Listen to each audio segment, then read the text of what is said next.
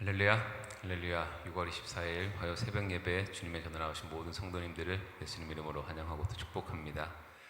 우리들의 연약함을 아시면서도 저희를 끝까지 포기하지 않으시고 끝까지 사랑해 주시는 주님의 그 크신 은혜에 항상 감사하는 삶을 살아가는 저희들 모두가 되기를 소망합니다.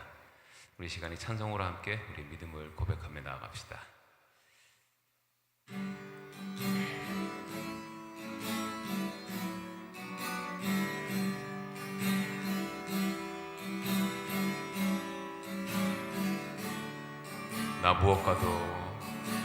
나 무엇과도 주님을 바꾸지 않으리.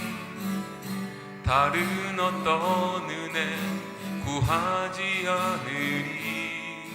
오직 주님만이 내 삶의 도움이시니 주의 얼굴 보기 원합니다.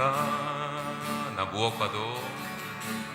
무엇과도 주님을 바꾸지 않으리. 다른 어떤 은혜 구하지 않으리. 오직 주님만이 내 삶의 도움이시니 주의 얼굴 보기 원합니다. 주님 사랑해요. 온 마음과 정성 다해 하나님의 신실한 친구 되기 원합니다. 나 무엇과도 주님을 바꾸지 않으리.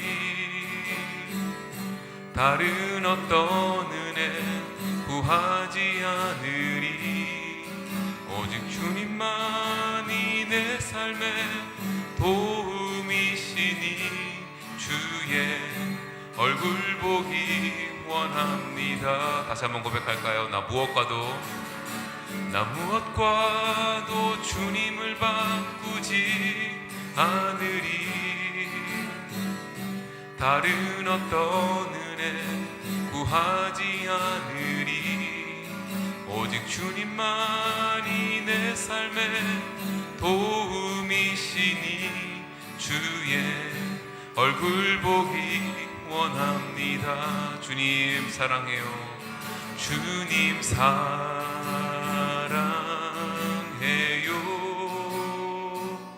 온 마음과 정성 다해 하나님의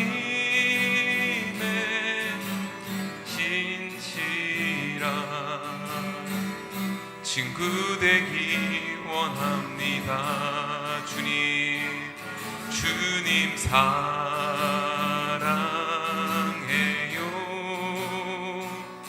온 마음과 정성 다해 하나님의 신실한 친구 되기 원함. 마지막으로 다시 한번 고백할까요? 주님 사랑해요.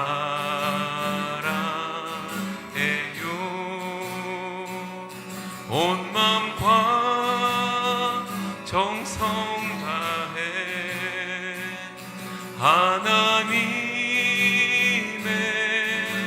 신실한 친구 되기 원합니다. 하나님의 신실한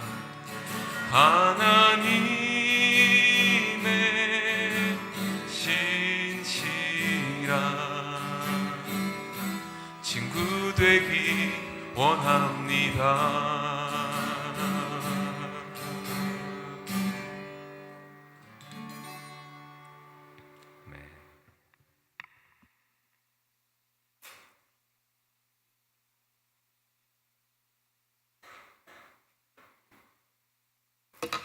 우리 함께 기도하겠습니다. 하나님 아버지, 오늘도 우리에게 은혜를 주셔서 감사합니다. 이 새벽에 나와서 주님의 음성을 들을 때에 하나님께서 우리 각자에게 세상이 알 수 없는 놀라운 주님의 음성을 들려주시고, 또 특별히 용기와 힘을 주시며, 또 우리가 겪는 삶의 많은 어려움들을 하나님께서 해결해 주시는 놀라운 역사 있도록 하나님께서 오늘 이 새벽에도 한량없는 은혜를 내려 주시옵소서.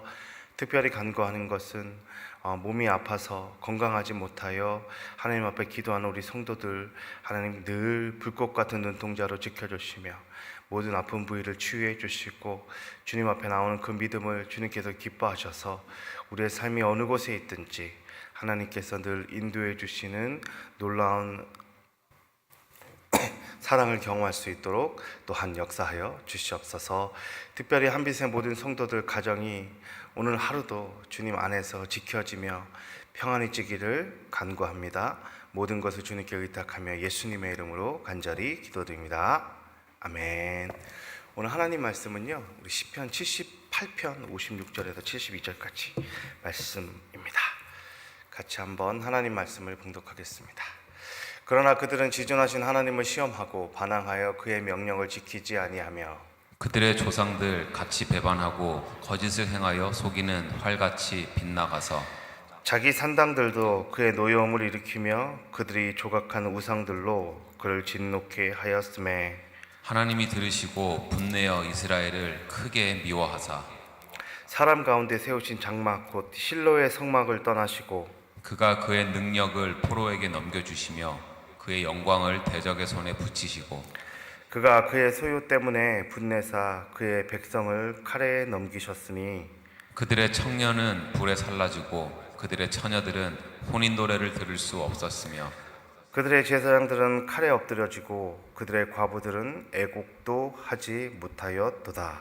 그때에 주께서 잠에서 깨어난 것처럼 포도주를 마시고 고함치는 용사처럼 일어나사 그의 대적들을 쳐 물리쳐서 영원히 그들에게 욕되게 하셨도다. 또 요셉의 장막을 버리시며 에브라임 지파를 택하지 아니하시고 오직 유다 지파와 그의 사랑하시는 시온산을 택하시며 그의 성소를 산의 높음같이 영원히 두신 땅같이 지으셨도다. 또 그의 종 다윗을 택하시되 양의 우리에게 취하시며 저 양을 지키는 중에서 그들을 이끌어내사 그의 백성인 야곱 그의 소유인 이스라엘을 기르게 하셨더니 같이 읽겠습니다. 이에 그가 그들을 자기 마음의 완전함으로 기르고 그의 손의 능숙함으로 그들을 지도하였도다. 아멘. 네. 이 시편 78편은 굉장히 긴 시죠. 예. 오늘 이 시편, 사실 78편 전체는 어떤 내용이냐면요, 믿음의 역사이자 실패의 역사입니다. 네. 제가 토요일 설교 새벽 설교 때도 말씀을 드렸는데, 이 시편 78편은요, 그동안 하나님께서 우리를 어떻게 사랑해 주셨고, 또 하나님이 우리를 얼마나 기다려 주시고 또 인내하셨는지에 대한 내용, 백성들은 계속 패역하지만 하나님께서 우리를 사랑해 주셨던 사랑의 역사, 믿음의 역사이자 또 반대로 이스라엘 백성, 하나님의 자녀들의 실패의 역사에 대해서 얘기합니다. 그래서 이를 통해서 우리가 다시 하나님 안에서 이제 시작하자, 이렇게 이제 촉구하는 내용이죠. 그런데 이 본문을 잘 이해하기 위해서 반드시 꼭 알아야 되는 개념이 하나 있습니다. 그게 뭐냐면 언약이라는 개념입니다. 언약. 여러분, 그 구약 성경 전체를 읽을 때 그때 굉장히 중요한 것은요, 언약을 중심으로 성경을 읽는 겁니다. 저희가 좀 큰 틀에서 좀 얘기를 하면서 이해를 해야지 이 본문은 조금 오해가 없습니다. 왜냐하면 이 본문 내용이 굉장히 하나님께서 우리를 많이 혼내시고 우리를 처벌하시는 것처럼 느껴지거든요. 근데 그게 아니라 이 언약이라는 개념을 잘 이해해야 됩니다. 다시 얘기가 돌아와서 성경을 큰 틀에서 이해하면 구약은 무엇에 대한 이야기냐면 하나님이 누구신가에 대한 이야기입니다. 하나님이 어떤 분이신가가 구약 전체에 대한 대답으로 되어 있습니다. 그래서 따라서 구약을 읽을 때 우리 첫 번째 우리가 어떤 본문이든 그것이 창세기하고 말라기까지 올 때 하나님이 어떤 분이신가를 잘 이해하는 것이 핵심입니다. 그런데 이 하나님을 대변하는 여러 가지 이제 단어들이 있죠. 하나님을 설명하는 단어들이 있는데 그 중에 이 구약은요, 특별히 이 언약이라는 개념을 확고하게 잡아야 됩니다. 그럼 이 언약은 사실은 두 글자 안에 어떤 개념이 들어있냐면요, 우리가 죄를 짓습니다. 그러나 하나님은 그것을 그냥 두지 않고 심판하세요. 징계를 하세요. 그런데 이 징계는요, 반드시 하나님의 강권적인 회복을 나타나게 합니다. 그러니까 이거를 토막으로 보면 굉장히 하나님이 우리를 버리신 것처럼 얘기하지만 사실 이 언약적 개념으로 보면 오늘 이 본문 그리고 성경 전체는 하나님이 우리를 다시 살리신다는 개념입니다. 다시 살리신다는 개념이에요. 그래서 이 언약은요, 하나님과 인간 사이에 어떤 거냐, 이 관계적 약속인 겁니다. 나는 하나님이고 너는 내 백성이다. 이게 언약인 거예요. 그래서 하나님의 구속 역사 전체를 관통하는 사실 중심 개념입니다. 그래서 구약을 이해할 때, 구약 성서를 이해할 때 이 언약이라는 개념을 놓치면요, 절대 안 됩니다. 그 언약이라는 그 단어 안에서 보지 않으면요, 구약을 설명할 수 없습니다. 따라서 오늘 이 78편은 이스라엘의 역사의 실패적 교훈을 담는 거잖아요. 그래서 이 역사의 실패를 바라보면서 그냥 그것으로 끝난 게 아니에요. 하나님이 다시 누군가를 통해서 다시 새롭게 회복시키시고 시작하신다는 겁니다. 그러니까 내용은 절망의 내용인데 그 숨은 뜻은 뭐라고요?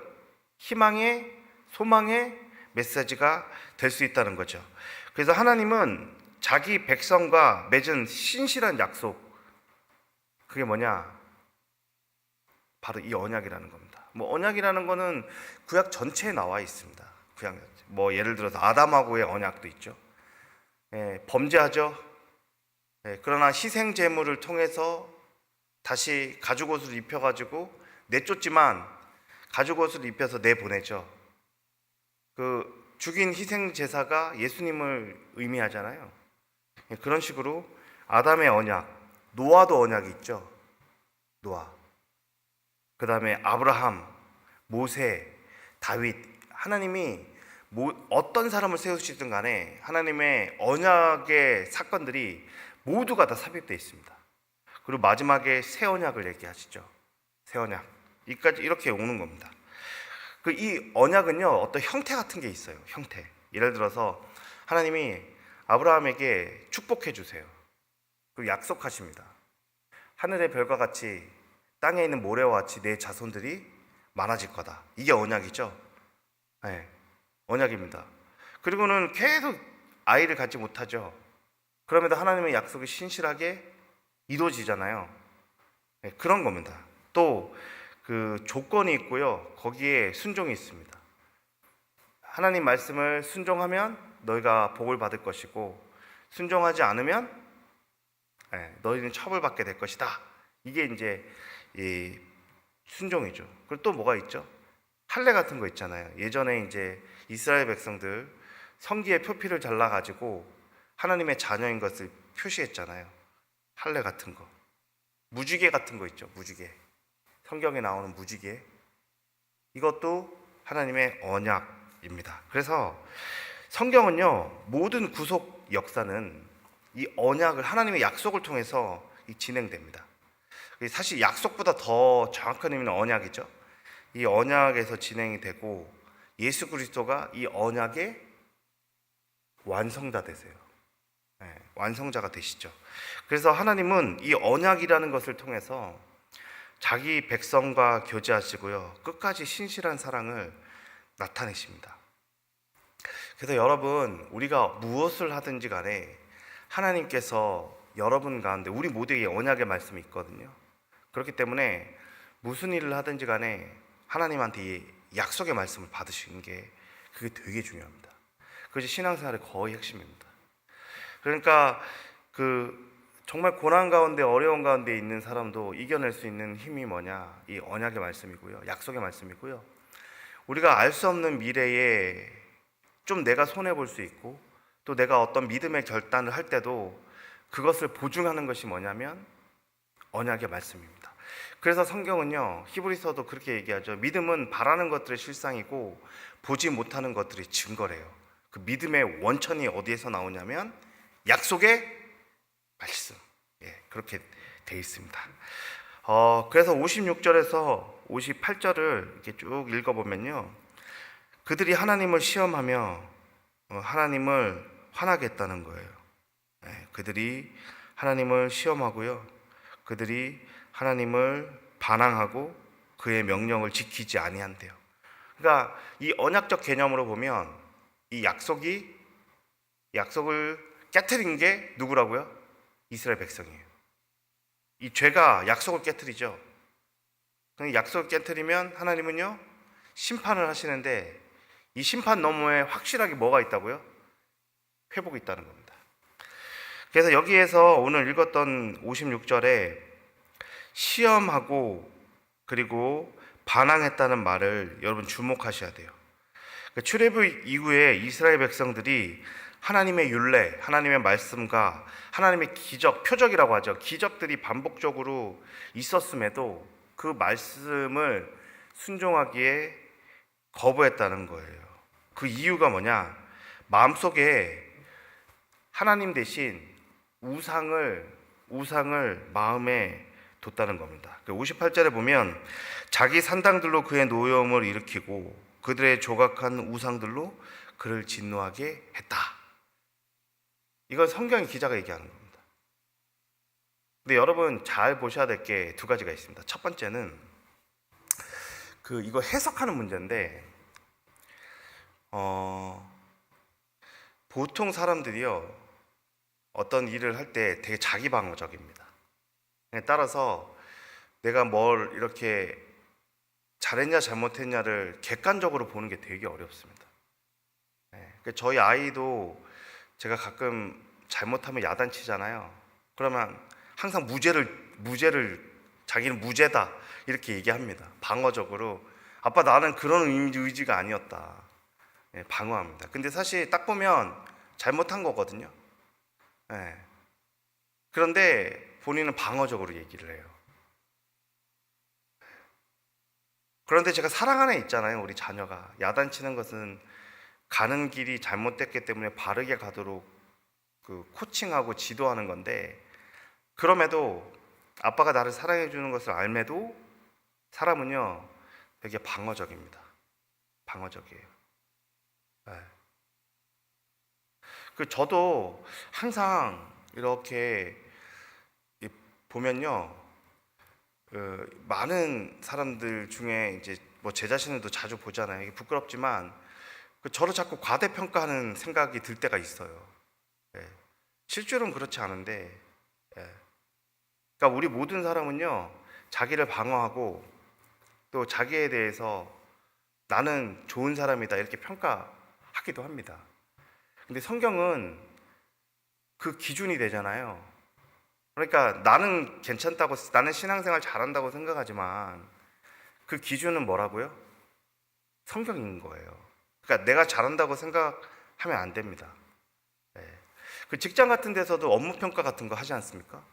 그 업무 평가가 사실은 이제 그 연봉에도 이제 미치거든요. 그래도 회사는 업무 평가를 하는 사람이 있잖아요. 그 사람을 기준으로 해서 그 사람이 실제 잘하고 있는지를 평가해가지고 합니다. 근데 이제 직장 생활을 해보면 이제 여러분도 다 아시죠? 분명히 이 사람은 일 많이 안 했는데 자기는 억울하다고 얘기하는 사람이 굉장히 많습니다. 맨날 억울하대요. 나는 회사를 위해서 영혼을 바쳤는데 뭐 돈이 조금 올랐다. 뭐 이런 식이 있거든요. 근데 사실 그거를 공정과 객관의 잣대로 보는 거는 정말 쉽지 않습니다. 그래서 우리가 기억해야 될 첫 번째는, 우리가 하나님 앞에 섰을 때 하나님이 우리의 평가하는 기준은요 반드시 성경입니다. 성경을 거울 삼아 나를 비춰봐야지 나는 잘하고 있는 것처럼 생각할 수 있습니다. 여러분, 우리는 성경에서 뭐라고 얘기하냐면, 우리는 교회에서 헌신하지만 이 공동체 너머에 하나님의 나라로 나아가도록 되어 있습니다.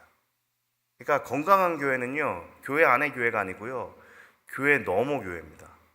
그래서 성경은 우리 성도들이 아름다운 공동체를 맺기 위해서 같이 살아가지만 또 흩어져서 세상 속에서 살아가도록 합니다. 그래서 교회의 기능은요, 모여서 주님의 말씀을 듣고 회복되어져서 또 세상 가운데서 나가도록 하는 것이 이 성경의 원리죠. 그래서 중요한 것은 모든 기준은 첫 번째 성경의 기준입니다. 따라서 우리 이 안에 오랫동안 신앙생활 하다 보면 우리가 하고 있는 많은 것들이 마치 하나님의 나라를 위해서 하는 것처럼 생각할 수 있거든요. 근데 성경은 하나님의 교회라고 하지 않고 하나님의 나라로 확대되도록, 확장해 나가도록 말씀하죠. 그래서 항상 교회는, 그리고 우리 스스로는 성경 말씀에 빗대어 하나님 나라에 순전하게 살아가고 있는지 돌아볼 필요가 있다. 그것이 오늘 성경의 메시지입니다. 두 번째는 우리 마음속에 때로는 목회자 안에도 하나님 말고 더 내가 중요하게 생각하는 것들이 있을 수 있다고 얘기합니다. 그게 성경은 우상이라고 얘기합니다. 우상. 여러분, 그 핸드폰도요, 요즘 유튜브 같은 거 보면 알고리즘이라 그래서 내가 관심 있는 것들만 계속 보여주거든요. 그래서 그 사람의 핸드폰에 뭐가 있는지, 이렇게 뭐를 많이 보는지만 봐도 알 수 있습니다. 그 사람이 사랑했던 것이 무엇인지를 이 손바닥 안에서 찾아볼 수 있습니다. 고맙죠. 네. 어떤 사람은 이제 음란한 것들일 수 있고요. 어떤 사람은 스포츠에 너무 빠져 있을 수도 있고, 골프 같은 거나 뭐 농구나 야구. 우리 젊은 세대들은 게임 같은 거, 자기 관심 있는 것들, 신발 같은 거. 네. 저희 아들이 설교 방송을 안 들을 것 같기 때문에 좀 말씀을 나누면, 저희 아이가 신발을 굉장히 좋아해요. 신발을. 근데 이 신발을 얼마나 좋아하냐면 그 신발을요, 자기 방에다가 이렇게 모시고 살아요. 모시고. 근데 그 신발이 비싼 신발이에요. 그걸로 자기 재테크한대요. 그래가지고 요즘은 젊은 세대들은 어떻게 하냐면, 유행하는 신발이 만약에 100불에 사잖아요. 근데 그게 되팔 때는요 150불이 되기도 합니다. 왜냐하면 그 숫자는 한정되어 있고 사고 싶은 사람 많게 되면 가격이 오르잖아요. 이 단순한 원리인데. 그래가지고 그 신발을 막 모으는 거예요. 그래가지고 좀 집에 신발이 많다 싶었어요. 근데 한 번은 이제 방 청소한다고 보니까 이 신발이 신발님이 누워 계세요. 신지도 않은 신발님께서. 그래가지고 제가, 야, 이거 신발을 이렇게 냄새나게 여기 두냐. 신발은 발에 신는 거다. 신발의 기능은 발에 신는 거잖아요. 그래가지고 제가 그 창고나 어디 갖다 놓으라 그랬더니 처음에는 말을 안 듣는 거예요. 처음에 말을 안 듣는 겁니다. 계속 그것을 우상 삼아 하고 있는 거죠. 그래도 불렀죠. 제가 또 지지 않거든요. 제가 저희 아이들한테 굉장히 단호하거든요. 네. 얘기했습니다.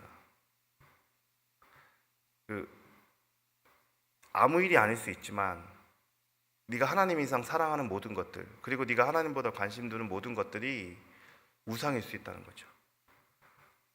우리 아들의 생각의 논리는 이겁니다. 이 신발이 사서 너무 좋은 것도 있고요. 쳐다보면서 매일 웃어요. 그러니까 제가 이렇게 말씀드리면 되게 한심한 것 같지만 본인한테는 굉장히 중요한 이슈입니다. 그거를 좋아해가지고 계속 사고 팔고 하면서 부를 축적해가는 거예요. 어차피 우리 아빠는 돈 많이 안 줄 거기 때문에 나름 그건 똑똑한 생각이에요. 그러나 그것이 우상 삼아 그렇게 하면 안 되는 거죠. 어떤 분은 그 골프를 그렇게 사랑하신대요. 집에 가면요 골프 딱 이렇게 있습니다. 골프채가 방에 있습니다. 방에. 그러니까 그런 거예요. 우리가 하나님 이상, 하나님보다 더 사랑하는 모든 것들이. 그래서 하나님 성경에 얘기하죠. 하나님은 질투의 하나님, 오늘날 교회도요, 신앙이 있으나 중심이 하나님을 향하지 않은 채 자기만의 우상에 빠질 수 있음을 그래서 경고하는 겁니다. 경고하는 거예요. 근데 이 사랑은요, 제가 이거를 되게 보수적으로밖에 말씀드릴 수밖에 없습니다. 왜냐? 그만큼 우리 마음은요, 부패하기가 쉬워서 그렇습니다. 뭐 그럴 수 있지. 처음에 그러더라고요. 저희 처까지도 편들더라고요. 다 모았습니다. 그래서 이 일을 확대해가지고 다 모았습니다. 앞으로 우리의 마음이 어떻게 부패해야 될지에 대해서 아주 엄격하게 얘기한 거죠. 네. 그래도 어떻든 제가 렌트비를 제일 많이 나는 일대 주주로서, 네, 또 저희 아이들도 좋은 점은 잘 돌이킵니다. 네, 어떻든 하나님보다 사랑하는 것들이 있을 수 있다. 그 우상은 다른 게 아닙니다. 하나님보다 더 사랑하는 거죠. 두 번째, 오늘 하나님 말씀에 순종하지 않으니까요, 하나님의 심판이 임합니다. 어떻게까지 하냐면요, 하나님의 신뢰의 성막까지도 버리고요, 언약궤도 빼앗기게 하고 제사장이 칼에 쓰러지는 심판을 내립니다. 원래 다 보호받고 하나님이 함께 하셔야 되는데 하나님이 떠나버리는 겁니다. 근데 이거를 정확하게 신학적으로 뭐라고 얘기할 수 있냐면요, 하나님의 임재의 철수라고 설명할 수 있어요. 하나님의 임재가 잠시 동안 철수하는 겁니다. 그런데 이건 재앙이 아니고요, 하나님의 거룩한 분노의 표현입니다. 여러분, 이 언약은요, 하나님을 어떻게 얘기하고 있냐면요, 이 언약 안에서 하나님은요, 하나님의 거룩은요, 반드시 하나님의 거룩한 사랑으로 똑같다고 얘기합니다. 하나님의 심판은 하나님의 사랑이고요, 하나님의 징계는요, 하나님의 함께 하심이에요. 그래서 성경에서 죄의 결과는요, 분리거든요. 죽음도 죄의 결과잖아요. 몸과 영혼이 분리되는 거잖아요. 이런 것처럼 죄는요, 관계와 인격체가 깨지도록 하는 겁니다. 그러나 하나님은요, 하나님의 사랑 안에 거하시면서 징계하시는 거예요. 이 언약적 개념 안에서 이것은 하나님의 사랑이라고 얘기하는 거죠. 그래서 하나님은요, 반드시 심판 없는 사랑은 무자비가 아니고요, 사랑 없는 심판은 무자비가 아니고 거룩한 하나님을 향한 반응이라고 할 수 있습니다. 그래서 하나님은 자신의 이름을 더럽히는 것을 절대 묵과하지 않으시죠. 그래서 하나님이 어떻게 하시냐, 다시 일어나십니다. 65절에서 68절에 보면 하나님의 주권적 개입이 일어나세요. 하나님의 주권적 개입, 65절에서 68절까지 용사처럼 하나님께서 일어나셔가지고 66절 그 다음 볼까요? 대적을 물리쳐 주시고요, 하나님을 조롱하는 사람들을 심판하세요. 그리고 하나님은요, 요셉의 장막을 버리시고 에브라임 지파를 택하지 않으신다. 이게 무슨 얘기죠? 그 하나님의 약속은요, 유다 지파를 통해서 예수님이 나도록 약속하시잖아요. 근데 그 하나님의요, 그 약속은요, 절대 깨트리지 않으세요. 징계가 있지만 하나님의 약속은 바뀌지 않는 겁니다. 그래서 오늘 그 다윗의 장막과 시온산이 나오거든요. 하나님의 약속하시면요, 그 하나님은 그 약속을 돌이키시지 않으세요. 마음에 들지 않는다고 해서, 혹은 내 기준에 들지 않는다고 해서 바꾸시지 않아요. 하나님의 약속이 신실합니다. 사람은 자기 상황과 여건에 따라서 선택을 바꾸잖아요. 근데 하나님의 언약은요, 하나님의 신실하시기 때문에 하나님의 약속을요, 절대 바꾸지 않는 거죠. 그 유다 지파에게 왕권이 넘어가는 거는 창세기 49장에 야곱이 자녀들을 축복할 때 나오고요, 그 다음에 사무엘 하 7장에도요 그 다윗의 언약이 나오는데 유다 지파 출신에서 영원한 왕이 세워진다는 겁니다. 하나님의 약속은 지속된다. 이것이 오늘 본문의 말씀이라는 거죠. 그리고요, 마지막으로 69절에서 72절은요, 하나님께서 우리를, 예전에 많은 선지자들을 세워서 하나님의 언약이 이어지도록 하시고, 징계가 있지만 또 하나님은 하나님의 사람을 세워서 하나님의 약속을 신실하게 지켜가신다. 따라서 이 언약은요, 하나님의 열심으로 채워져 있습니다. 우리는 하나님한테 11조하고 하나님한테 시간을 드리고 하나님한테 예배를 드려서 많은 걸 하는 것처럼, 또 우리 수준에서는 굉장히 힘든 것처럼 생각할 수 있지만, 이 언약이라는 개념은요, 절대적인 하나님의 열심과 절대적인 하나님의 주권 가운데 있는 겁니다.